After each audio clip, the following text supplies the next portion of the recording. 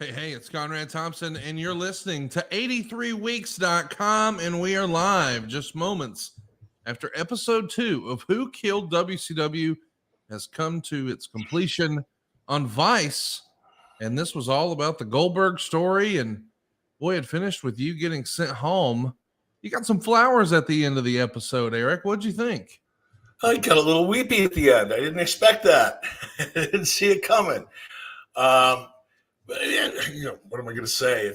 It was nice. It's nice to hear a different perspective than the ones that I've been hearing for 30 years, on the internet and other documentaries and shoot interviews and all the rest of that nonsense. So, I felt good. It was a really interesting episode, Conrad.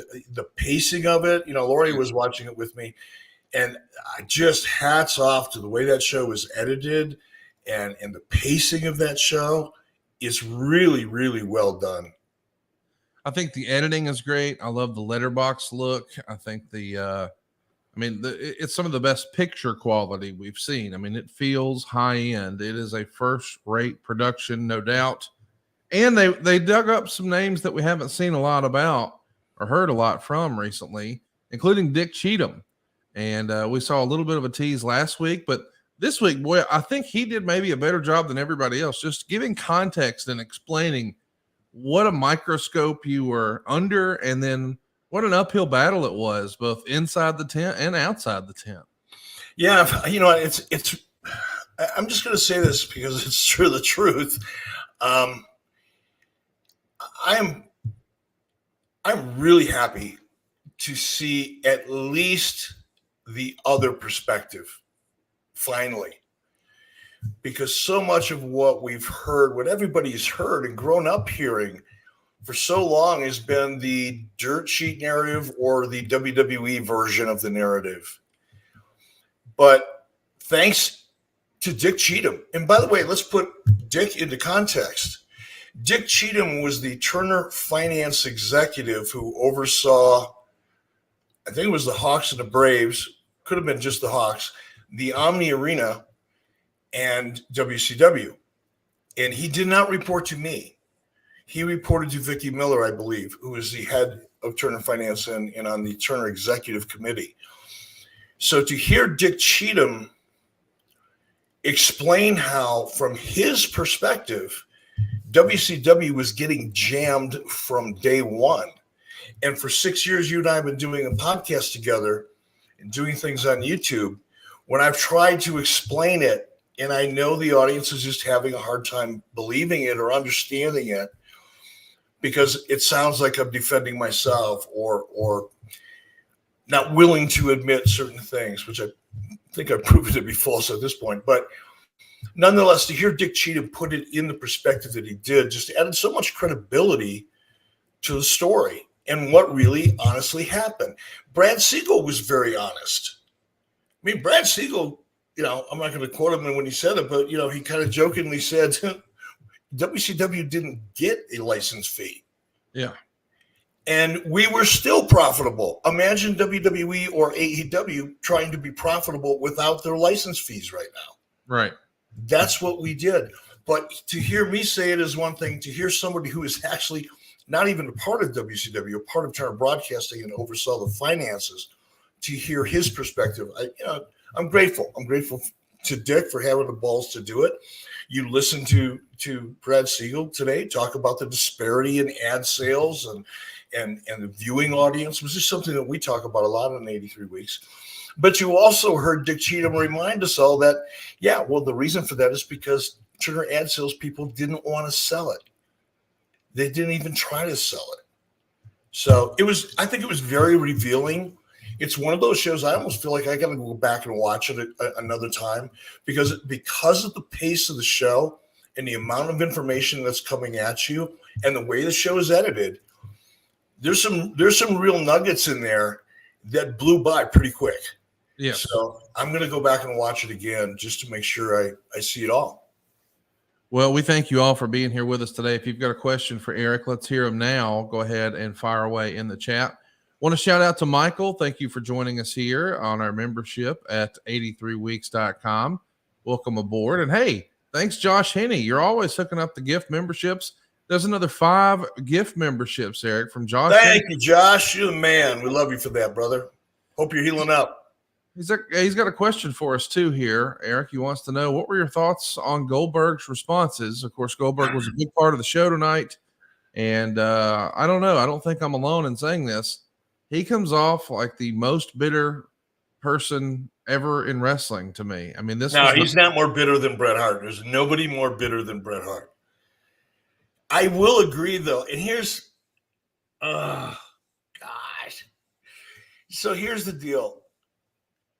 I think, because I've sat through a lot of these interviews, when the crew comes out, you're sitting in that chair all day. Right. And they're asking you a lot of questions and you're covering a lot of material, and some of it's very linear, in terms of a timeline, and some of it, it's random. It's 97, now it's 95. Whoa, now we're 98, and it's all coming at you fast, and you get caught up all in it. I'm going to go out on a limb here and suggest that Bill obviously said all the things that he said, but I think the way it was edited together, I didn't get the sense that there was a lot of empathy. I think that's fair to say. And Bill came off like, because I know how he feels. We've talked about it. I know he really does feel remorseful. But what he also say is, I feel remorseful. I've apologized a million times. What else am I going to do? But if you're not careful with that, and it gets edited just a little bit, it can come off a little edgier than I think Bill, at least Bill intended it. Yes, he said the words, but it's about the intention. I think Bill probably felt worse about that than he came off as he discussed it. But nothing I just said is going to fucking matter tomorrow. James Sorensen wants to know, Eric, what was your favorite perspective? We heard from a lot of new names tonight. Eric, was there one that stood out besides Dick Cheatham? Brad Siegel. Brad Siegel was straight up honest. I was, last week I want to punch him in the mouth. He just pissed me off last week. When he came out and said, "What are wrestlers? Pathological liars." And let me tell you what, Brad, if I had to put my life in someone's hands and they were either in the professional wrestling industry or the corporate entertainment industry, guess what? All fucking day long, I'll put my life in the hands of someone in the professional wrestling industry. Anybody to suggest that the corporate environment is this holier than thou space ain't never been in one. Not a big one anyway. But I think Brad came off, he was honest. He's been honest. We'll see if he keeps that streak up as time goes. Get your questions in right now if you're joining us live here at 83weeks.com. And if you haven't already, be sure to hit the subscribe button and turn on that notifications bell. You don't want to miss us the next time we're live. We will be live next week here as well. We're going to be recapping episode 3 and episode 4 right here live at 83weeks.com. But speaking of tonight's episode, we teased it earlier. Boy, there was a lot of Bret Hart footage. You've been pretty honest about saying, you wish you had a do-over. You did drop the ball, and you could have done a better job with Bret and WCW. But what I saw on social media today was a clip where, boy, he just went to town. You mentioned earlier that maybe I'm wrong. Maybe Goldberg isn't the most bitter. Maybe it's Bret. What did you think of all that we heard from Bret tonight? It was a lot to take in. But it's the same old. I've heard it before. I didn't hear anything tonight that I haven't heard before. Probably a half a dozen times. There was no new insight. There was a little more detail. Bret told the story about the match in a little more detail than I've heard it in the past. But there was absolutely nothing new out of Bret Hart. And I feel, I honestly feel, I don't feel bad for him. I just saw Bret a month or so ago in Australia. We were cordial, said hello to his wife, very nice woman, by the way. And, we pretty much we didn't avoid each other, but we didn't seek each other's company out either. We didn't go out and have a beer or anything after the event was over, get together and chat. But there was no resentment or hostility, at least that I felt. Maybe there is, and I just didn't feel it. But I really hope Bret just gets fucking happy, man. I get it. I really do. He feels as though his career ended abruptly and in the worst way for him. He resents it. Everything about WCW, me, the world. Who's ever on a shit list next week? I don't know. But at some point, get over that and realize that you've had an amazing life. You've got a beautiful wife who seems like a very sweet person. You still get to travel the world. People, my booth was right next to yours in Australia, Bret, and you had lines all the way out the door. People were standing in the street waiting in line to get a chance to meet you, and that's a blessing. That's a gift that very few people on planet Earth get to experience, and you do still to this day. So, whatever. Choose whatever you want to carry around, Bret, but you got a lot of good shit you could be focusing on. Let's focus on Efren's question. He says, 25 years later, are these opinions hitting you like you didn't expect even a little? Or is your view, this isn't anything I haven't heard? Well, no, I'm Efren. Thank you, brother. I'm hearing, I've always, look, Kevin Nash and I are pretty good friends. We're best of friends in my book. We talk maybe once a year or twice a year, text a couple times. But if I texted Kevin right now and said, I need you here in Cody, it's urgent, he'd be here. He'd be crabby as fuck, but he'd be here. So I've had, great conversations with guys like Kevin Nash and Hulk, obviously, and DDP, and people that I've maintained close relationships with. But to hear, some of the comments, from Kevin Sullivan, even though Kevin and I are still friends and we still see each other and talk, you're hearing different perspectives. That's what I really want to point out.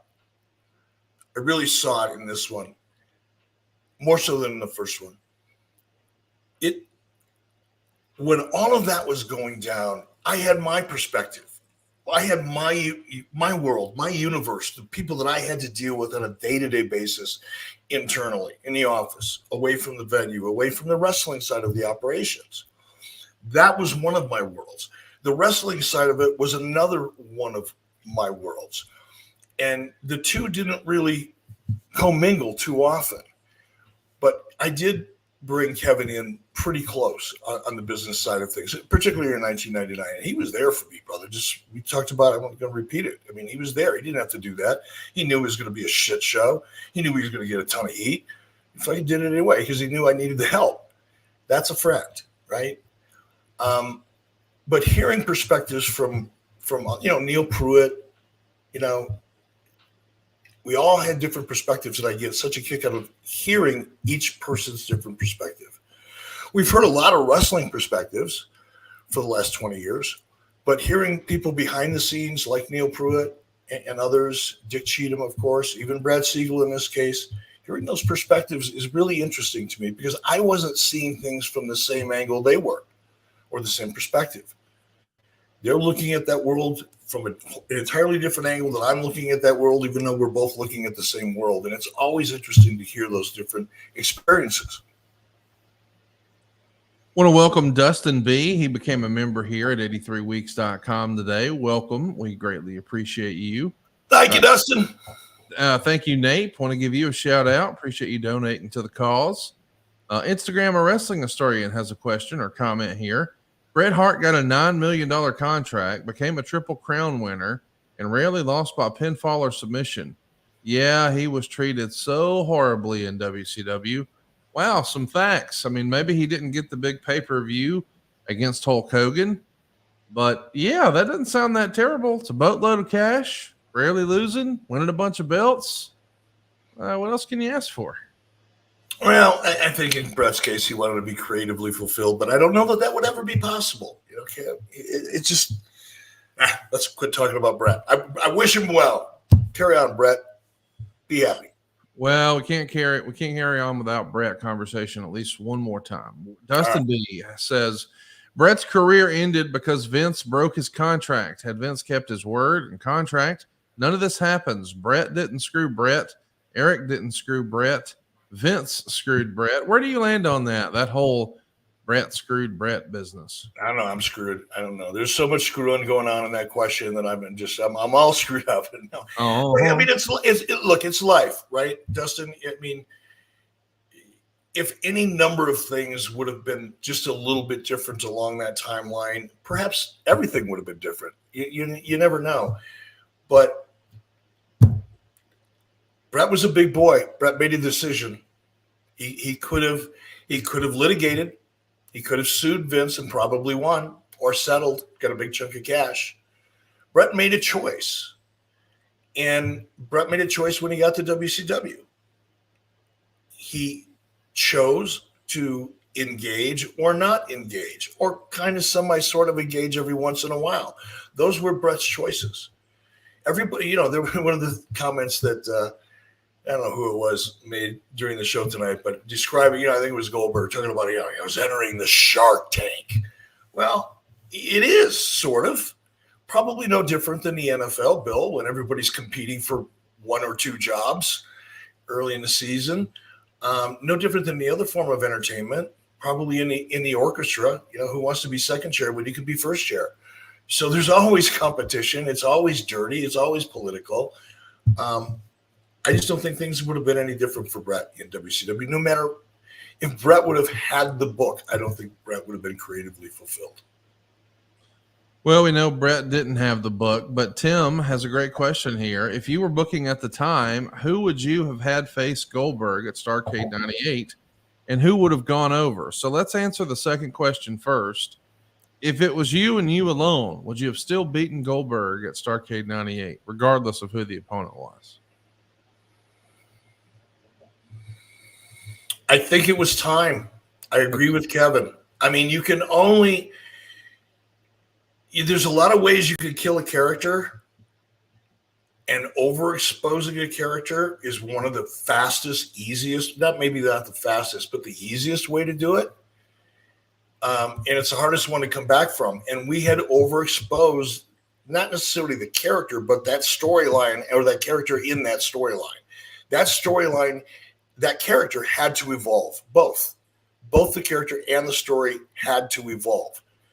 We had to get Bill into a situation where we could have different types of matches with higher quality talent, more experienced talent closer to the top on a consistent basis.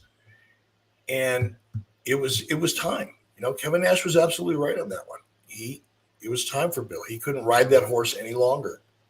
Can you think of another suitable opponent besides Kevin Nash? Who else could have worked besides Kevin Nash in that spot? Not a lot of people. I mean, if Scott Hall's head was right, if we didn't have a lot of the issues that we had during that time with Scott Hall, in a freaking heartbeat. Because Scott Hall, when Scott Hall's head was on straight, when he was feeling good, Scott Hall could have made Bill Goldberg look like Lou Thez. Okay, maybe not, but close. Would have made a world of difference. That would have been cool, but wasn't reality. Well, here is the reality. Fan Sports has a great question for you. Eric, did you feel relieved when WCW was bought? I know you had to be a little disappointed when you didn't get it, but when ultimately you knew it was going to Vince, was it a relief that it was just over? Yeah.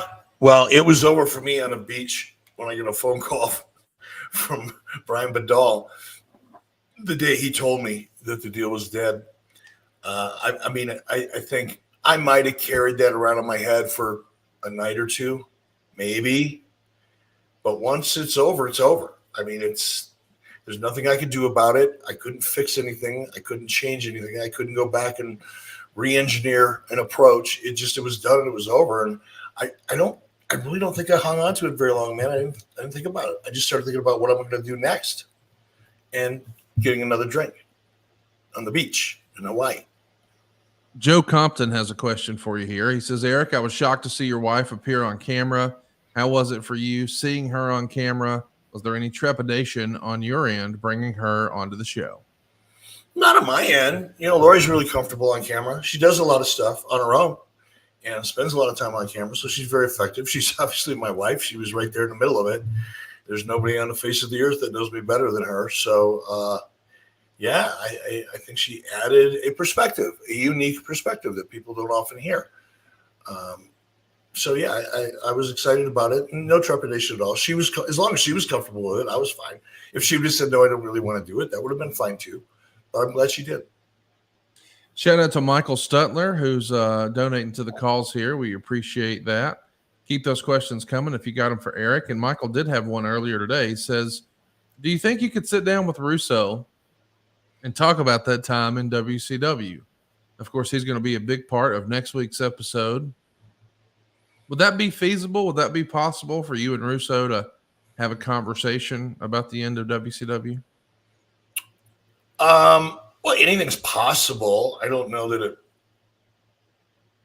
would matter or that I'd be interested in doing it. There's nothing really to talk about. There's no new ground to cover. Look, let me make it clear. I don't hate Russo. I don't trust him, but I've been able to associate with and be friends with people that I don't trust. I can't work with them because that requires a whole different kind of trust. But, I certainly don't hate Vince Russo, but he's not somebody that I would go out of my way to sit down and have a conversation with either. Because I can't stand his accent, the way he talks, and yo, bro, and he sounds just like Michael fucking Cohen, like Trump's attorney, the guy that did the con job and ended up in jail and lying and all that shit. He sounds just like him when he talks. It drives me crazy. Maybe if we could get some AI effect on his voice, maybe we could do something on the phone or something. But no, I don't see it happening. We asked you guys a poll question here. Who screwed Bret? Was it Bret? Was it Vince? Or was it Eric? Only 7% think that you screwed Bret. 43% say that Vince screwed Bret. And somehow, some way, 49% of the folks in our poll tonight say that Bret screwed Bret. Well, there you go. There you have it, ladies and gentlemen. This poll is going to get published again tomorrow on social media.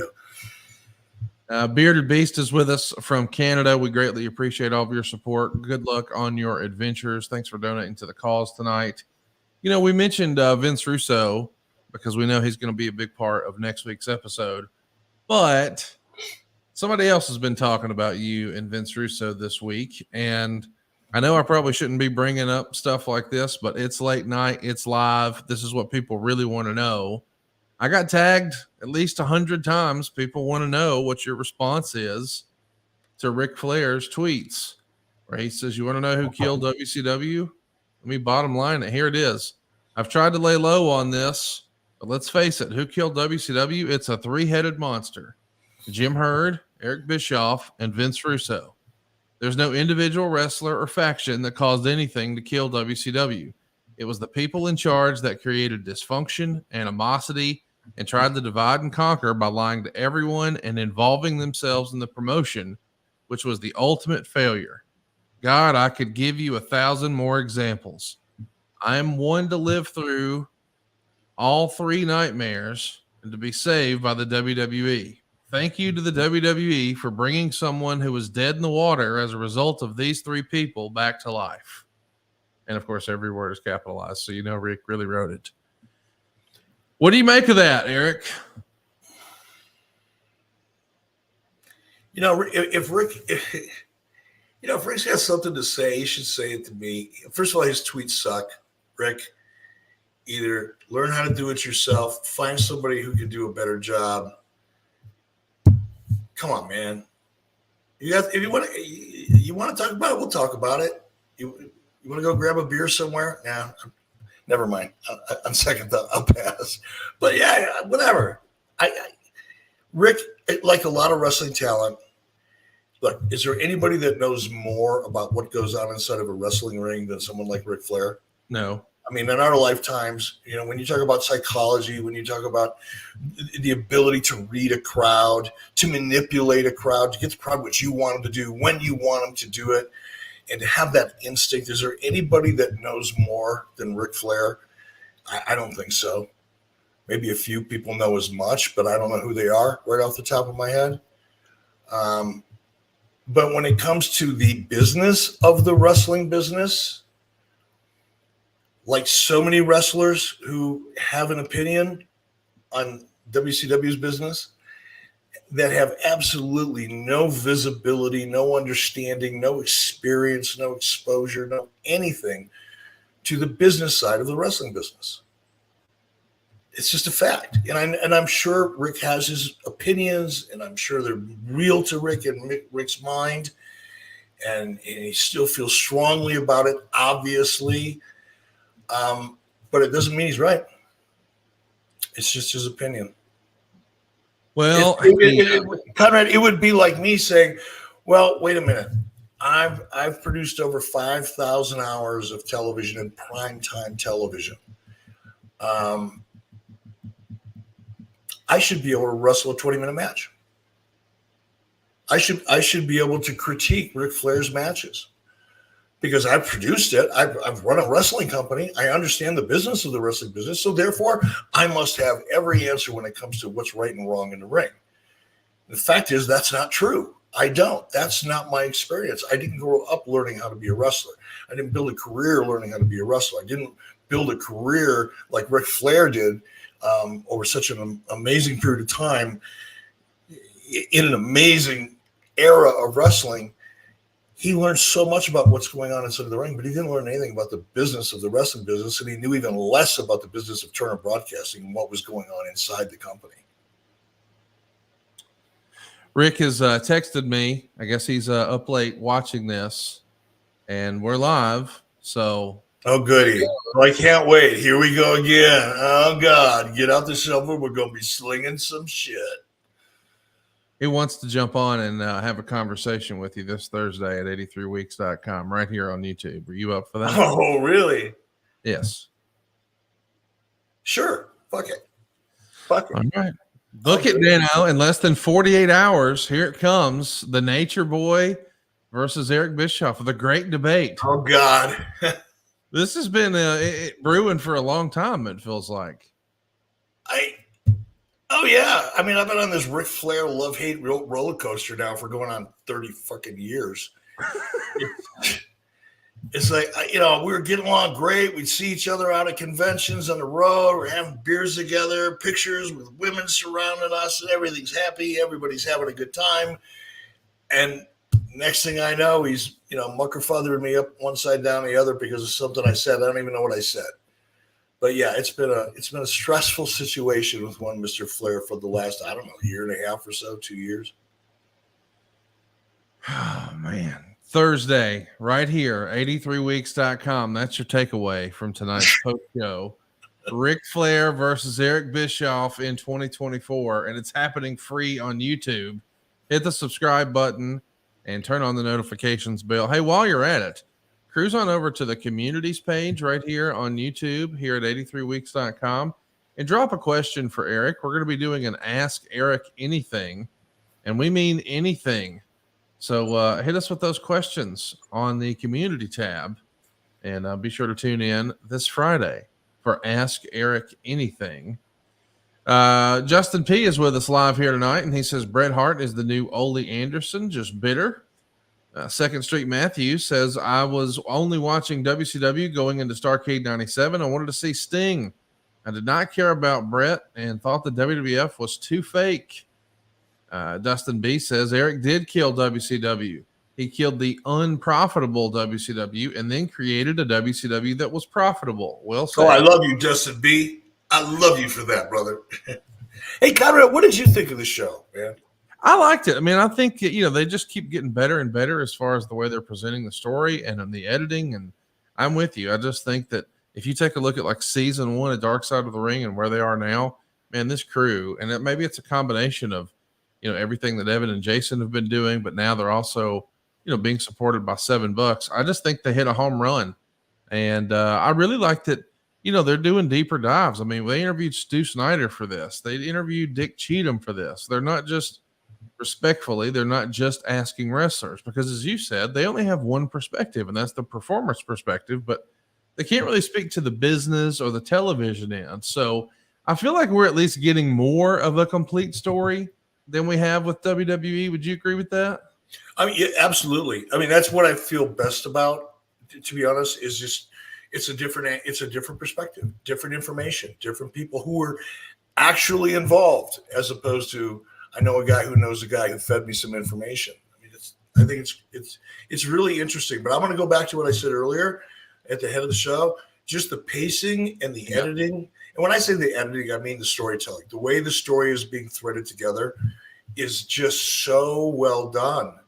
And I love the pace because, it's dangerous with a documentary because you want to go deep, right? You want to get into a story, but you can't bore the audience in a documentary either. You've got to keep them engaged. And I just hats off to the team that put this together because it's sliced really nice.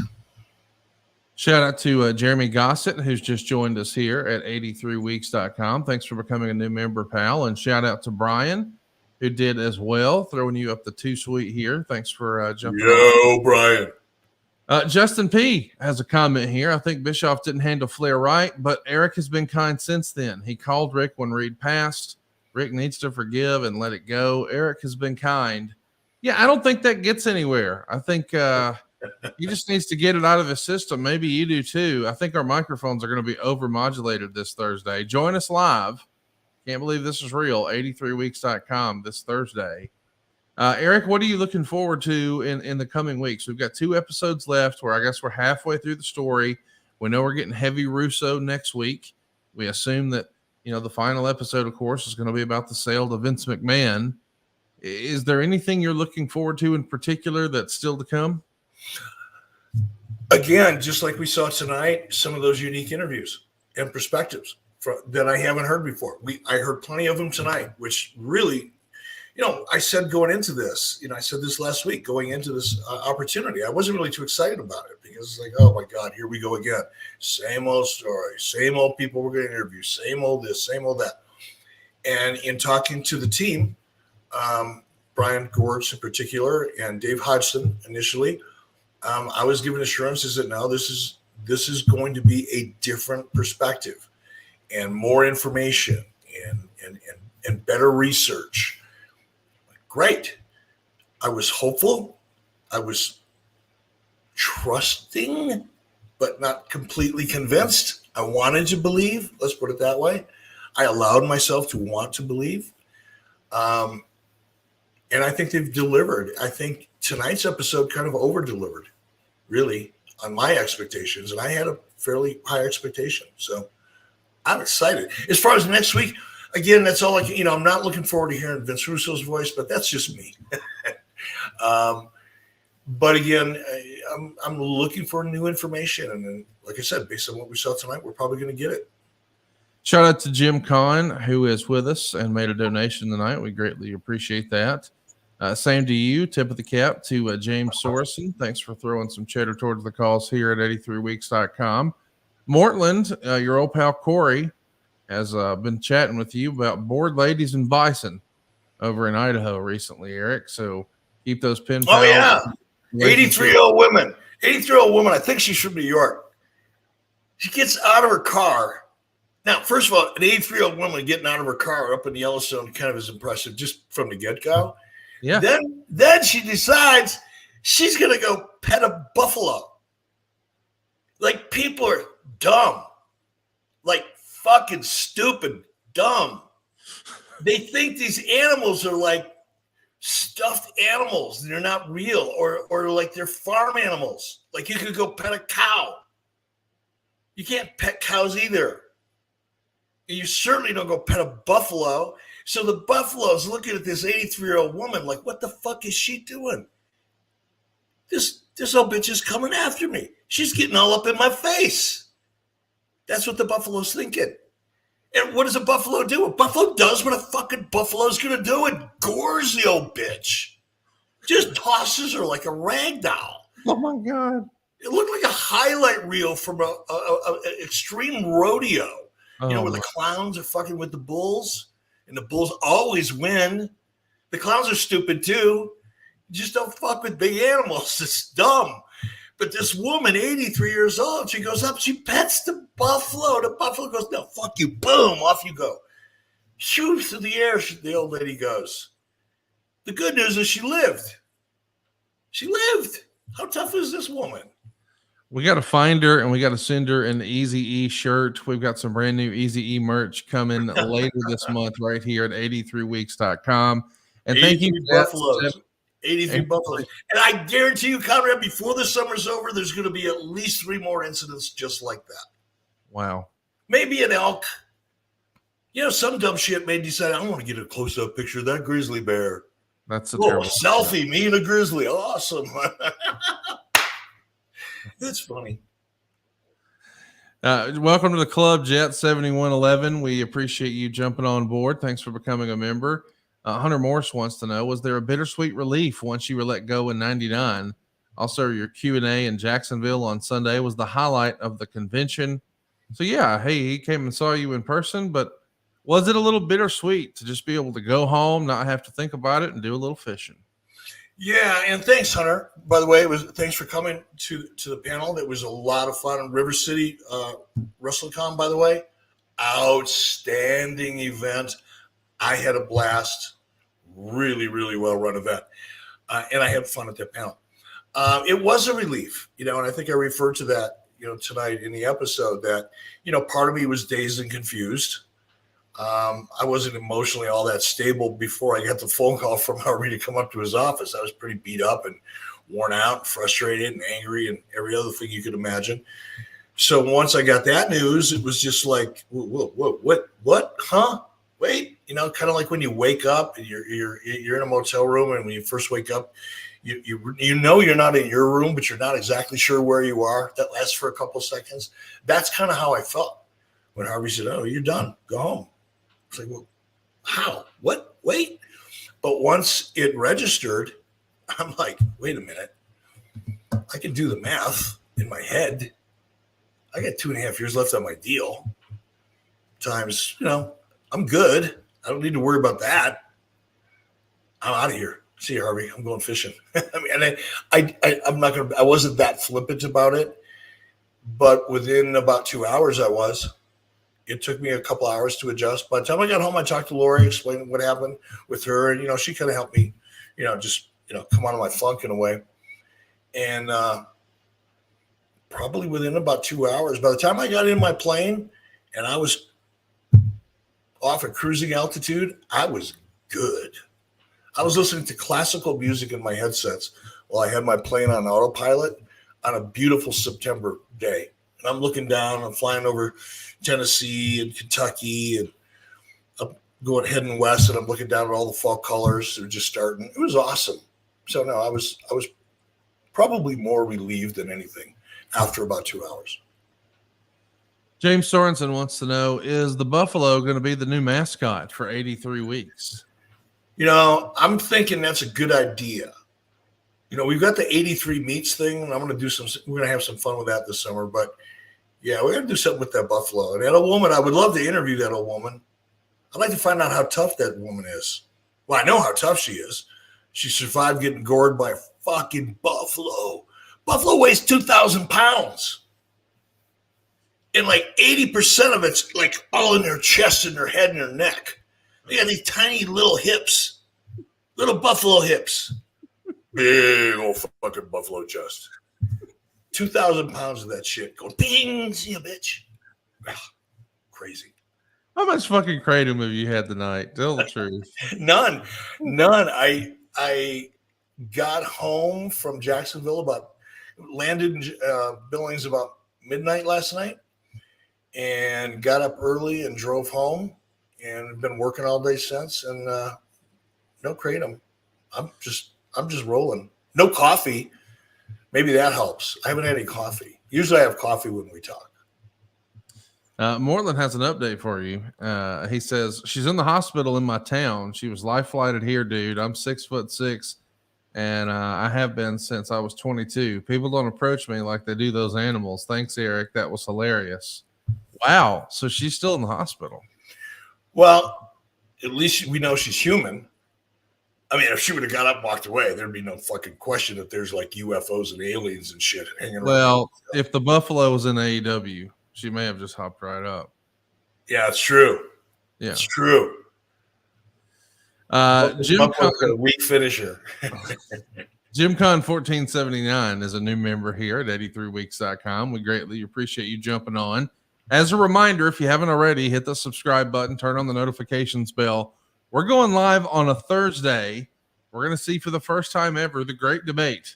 Eric Bischoff versus Ric Flair. Oh, I'm going to regret. Oh, you've already got a graphic. That's awesome. By the way, Silva made that since we've been recording. This all just happened. So that's an old photo. That's why I call him Super Dave. Right? Goodness gracious.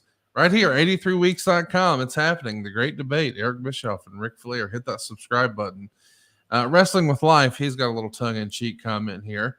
Eric, if the finger poke of doom happened in the Tokyo Dome, do you think it would have gotten 5 stars? Goodness gracious. If they would have used 2 fingers, yeah. Justin P. says, Ric Flair's my favorite of all time, but Eric has tried to bury the hatchet multiple times. He doesn't have a time machine. Rick needs to forgive Eric and move on. Also, I look forward to meeting Eric at the Fanboy Convention in Knoxville. Yeah, man, I don't know what to expect. I've talked to I think you and I have both seen there's 2 sides of Rick. You get, the guy who is the life of the party, Rick, and then there's another Rick. What Rick do you want to take a chainsaw to? Yeah, there's that one. Which one do you think shows up Thursday? I don't know, man. I hope the one. I said this. I did an interview today for TSN up in Canada about this show, and Ric Flair's name came up, and I made the comment. I said, "Look, the best memories that I have of my time in the professional wrestling business, I have had with Ric Flair. The worst times I have ever had in the wrestling business, I have shared with Ric Flair.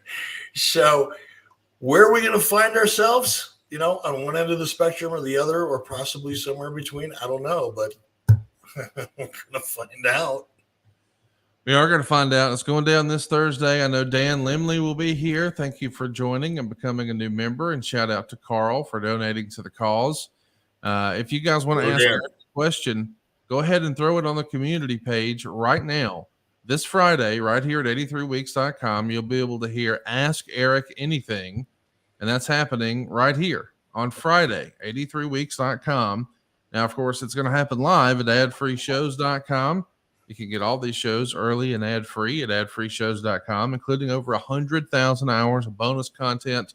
You get live Q&A Monday mailbags every week with either Mike Chioda or Nick Patrick. Every Saturday, you get to hang out with the Blue Meanie and talk about all the moving and shaking in the business. Once a month, we sit down and talk with David Crockett episodically, looking at his brother Jimmy's Red Books, and we take a look at the business of the wrestling business. We're talking dollar figures, y'all. It all happens on the book. We've also got Tuesdays with the Taskmaster, a monthly visit with the former superstar hero, the man who beat Hulk Hogan for the world title, and by God should be a WWE Hall of Famer, Mr. Lex Luger. We just added Tully Vision and so much more. Tully Blanchard is with us now on adfreeshows.com. Come join us there and see all the Starrcade stage shows. And again, over 100,000 hours of bonus content. But we're taking your questions now. So get them in for Eric and we will hit it. Let's wrap it up with one right here. Rockin' Burgers and Dogs says, most know me as Ticker. Would you and Lori be available to be guest judges at my Foodapalooza and car show in Casper? Proceeds from the car show go to the Girl Scouts of Natrona County. It's Labor Day, Monday, September 2nd. How about that? Just putting you on the spot right here to come be a food judge.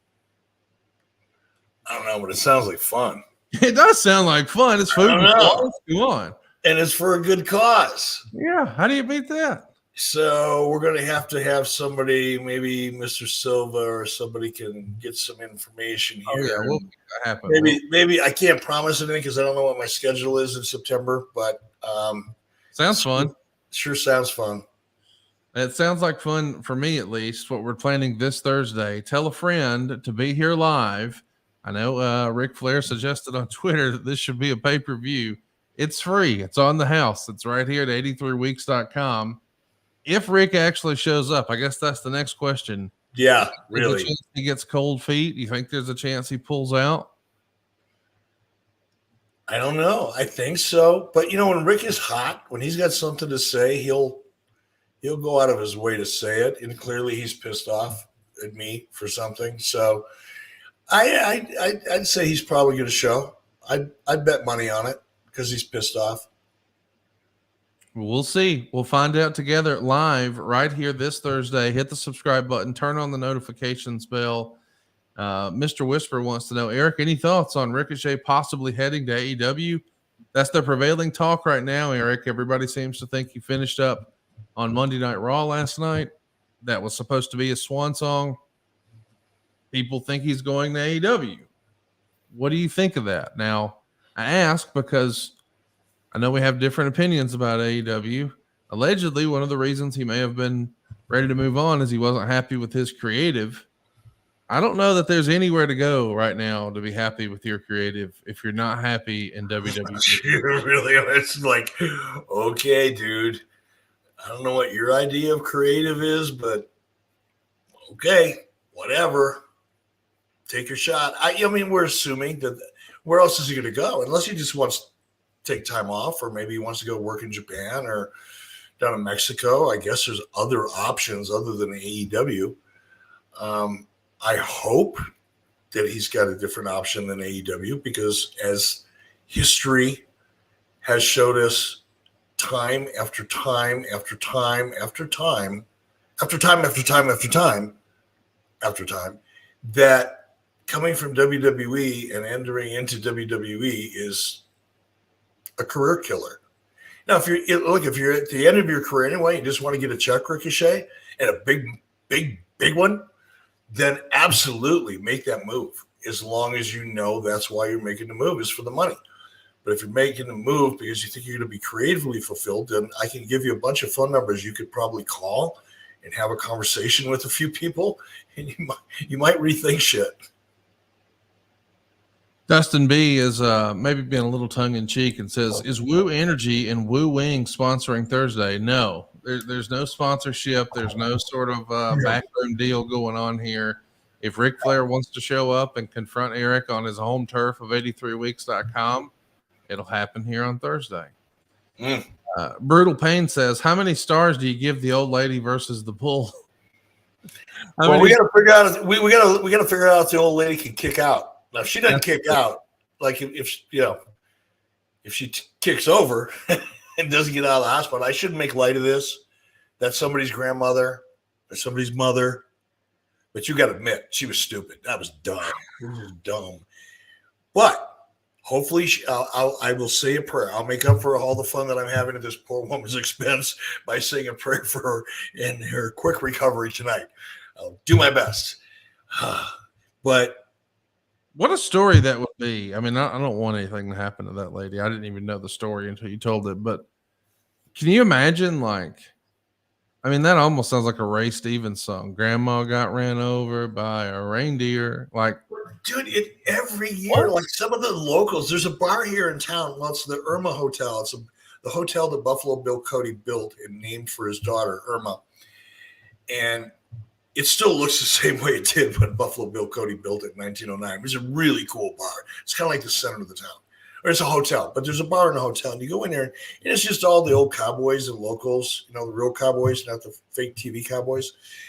And they'll sit in there on a Saturday afternoon right around the 1st of May because the tourists start rolling in around May 15th.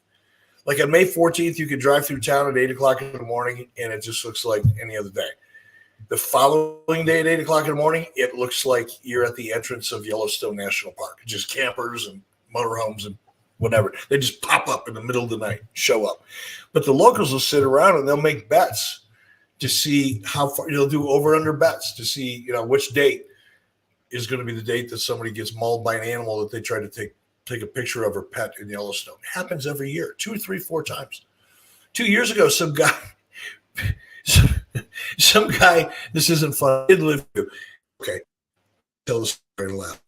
This guy takes his 2-year-old kid, tries to put it on the back of an elk, a bull elk.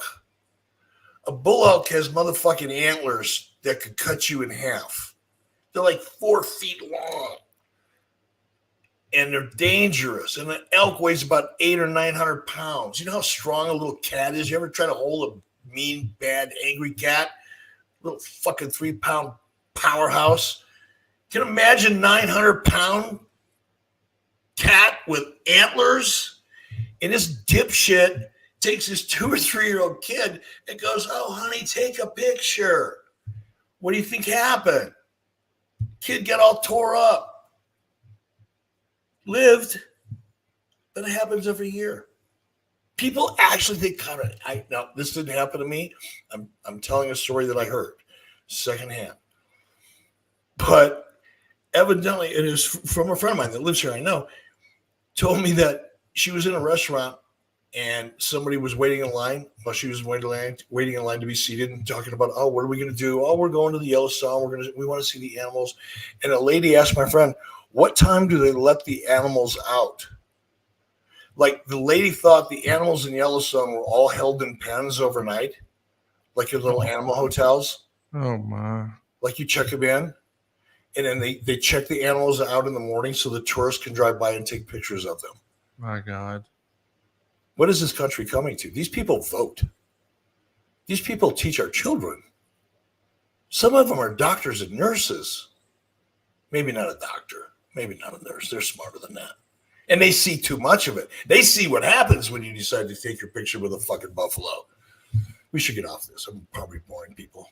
Shout out to Brian, who donated to the cause tonight. Brutal Pain 518 says, "The old lady said that doesn't work for me, brother." Josh Henney says, "I can bring some business cards to Yellowstone. Hashtag Undertaker's best business." Michael Stutler says, "The buffalo thought it was a shoot." James Sorensen wants to see a video of you riding a mechanical buffalo bull. Not happening. Yeah, I wouldn't think that'd be your deal. Blue Collar wants to know, what popular wrestler is the most overrated character of all time? I think he's asking this because I actually saw in the live chat here on YouTube, some people are saying that's Kevin Nash. I would totally disagree that he's the most overrated. Is there somebody you can think of? Well, it's certainly not Kevin Nash. Fucking Honky Tonk Man. Honky Tonk Man. By a mile. Shout out to Carl donating to the cause tonight. Joe Bless wants to know, talking about ladies, Eric, do you have any crazy stories with Moolah or Mae Young? No. Why would you think I did? Well, didn't somebody put sardines in their panties or something? Yeah, like that? but that's not a story. It was just it was a rib, and I saw it coming. I should say I smelled it coming, and I turned my face all the way, and it was not that big a deal. But oh God, everybody loves having fun with that. Fuck you, Vince McMahon. Well, I'll tell you, our man Ant Evans, he's having some fun with the poll tonight. He says, "Whose side will Conrad be on in Eric versus Rick?" He'll be on Eric's side, got 17%. He'll be impartial, got 29%. And happy wife, happy life, got 53%. But you got to go with that, right? Well, it's undefeated, Eric. It is undefeated. Mortland says, the only question now is how long till someone goes swimming or hot potting into the Norris Geyser Basin again, like that guy and his dog, or the couple who survived, or the guy in 2017 who actually dissolved. Goodness gracious. No, he dissolved. This guy, he goes, "Oh, I'm going to go walking across these, these little mini volcanoes. I'm going to just walk across. So this steam and shit is coming out of the earth. It looks like fucking something out of a sci-fi movie." And these guys, he said, "Oh, let's just go walk across that." And one of them fell in and it dissolved him. He's like gone. Not even a body to get out. Oh my. Because all the heat and the minerals and everything just evaporated. Maybe we need to have this Vince Russo, Eric Bischoff, Ric Flair debate happen there. Have some real stakes. Anywhere out here in Wyoming, because it's not that difficult to sneak in and out of Yellowstone National Park. And if you're going to get rid of a body, I can't think of a place better. All right. Well, thank you guys for tuning in. Hey, Knox Archive says, "My wife listens to you religiously. I grew up watching you. Thank you, Eric, for helping me through my troubled childhood." How about that, man? Well, thank you very much for that. I appreciate that. Robert Mesa says, "Eric, how was it like working that angle with Rick in late 98? Right after there was real heat between you. Underrated." I loved it. And the fact that there was real heat just made it better. It was more fun. it was so easy because it was real.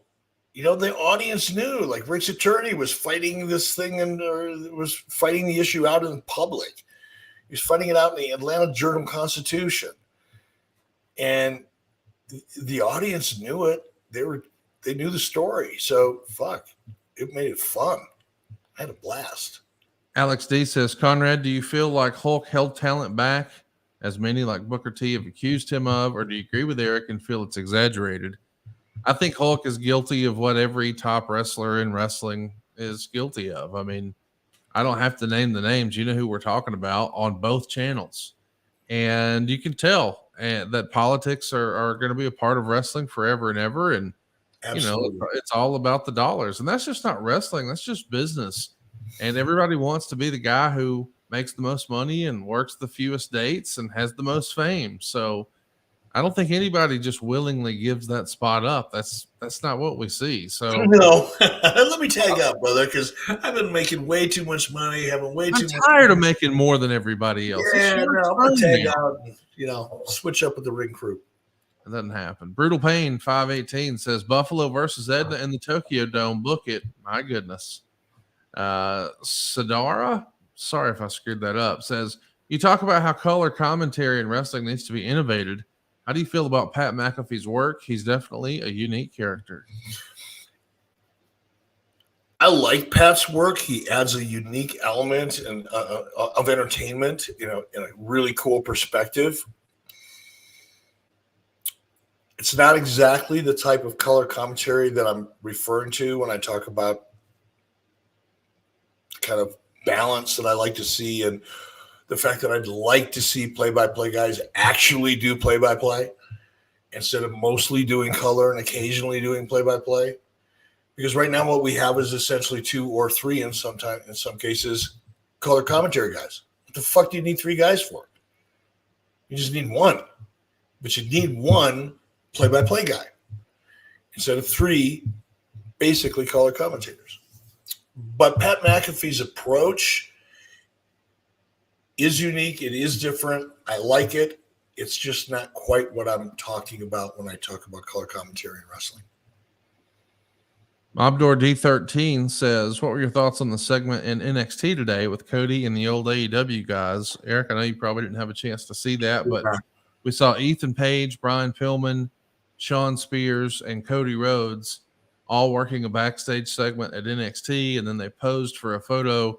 You may have seen it before where there's like multiple Supermans and or Spider-Mans, and they're all pointing at each other. So clearly just an inside reference to the fact that they all used to work at AEW. Now they're all with WWE. What do you think of that acknowledgement without really acknowledging? I don't know. It's cute. It's just children having fun. I mean, it's like, I don't know. I don't think anything of it. That's how guys have fun. Great. I don't think it means anything, and it's not representative of anything. I don't think anybody should read too much into it. It's just having fun.